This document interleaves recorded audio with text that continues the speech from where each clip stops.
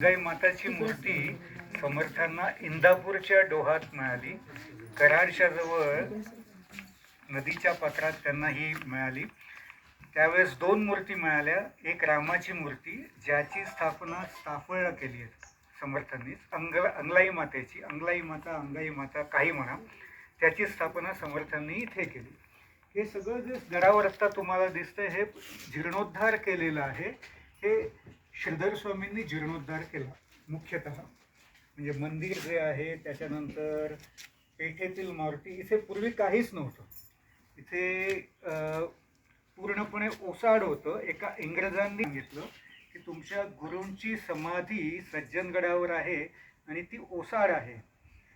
तेव्हा टिळक म्हणाले की त्यांना हे काम करणं शक्य नाही, कारण की ते राजकारणात गुंतलेले आहे. तर राजकारण आणि हे जीर्णोद्धार करणं हे दोन्ही एकत्र त्यांना जमणार नाही. तेवढा वेळ नाही त्यांच्याकडे.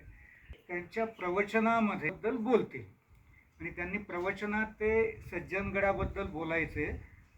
त्या प्रवचनांमध्येच श्रीधर स्वामी जेव्हा शाळेत होते तेव्हा त्यांनी ते ऐकलं आणि त्यांनी त्यांचे गुरुजी होते पळणिटकर गुरुजी, जे त्यांना गुरु मानायचे. श्रीधर स्वामी पळणिटकर गुरुजींना स्वतःचे गुरु मानायचे.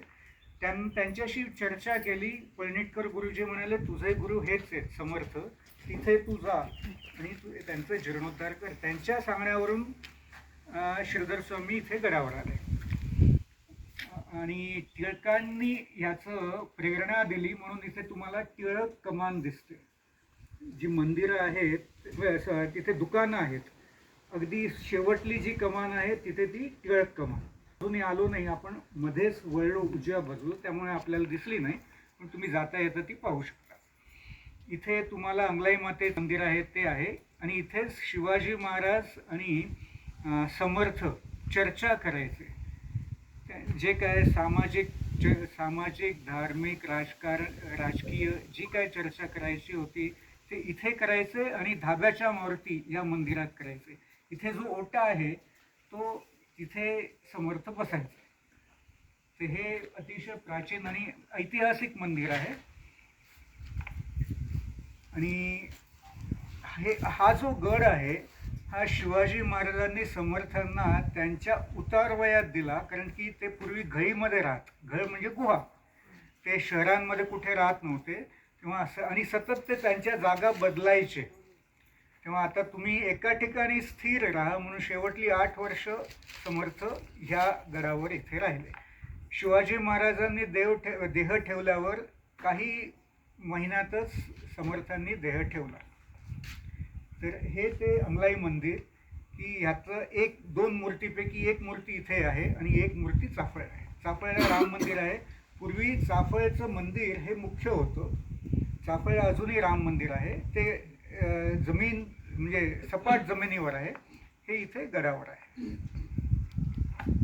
त्यांचं जे राजकारणामधले जो काही एकत्रपणा होता ना, तो त्यांचं एक पत्र आहे. ज्यावेळेस आदिलशहाच्या दरबारातून ज्यावेळेस तिकडून एक